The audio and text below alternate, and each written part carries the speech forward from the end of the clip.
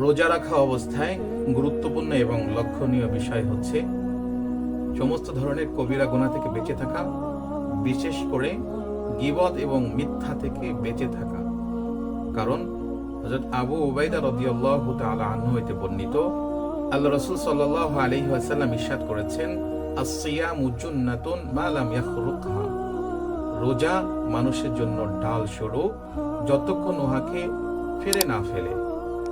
ঢাল যেভাবে মানুষকে আত্মরক্ষা করে, তদ্রূপ রোজা জাহান্নামের আগুন থেকে, জাহান্নামের আযাব থেকে এবং শয়তান থেকে মানুষকে রক্ষা করে। সাহাবায়ে কেরাম আরজ করলেন, ইয়া রাসূলুল্লাহ, রোজা কোন জিনিস দ্বারা ফিরে যায়?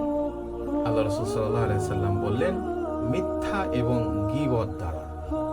কোন উলামায়ে কেরাম বলেছেন, মিথ্যা এবং গীবত দ্বারা রোজা ভেঙে যায়, যেভাবে পানাহার দ্বারা রোজা ভেঙে যায়। এজন্য সমস্ত ধরনের কবিরা গুনাহ থেকে আমাদেরকে রোজা রাখা অবস্থায় বেঁচে থাকতে হবে, গীবত এবং মিথ্যা থেকে আমাদেরকে বেঁচে থাকতে হবে।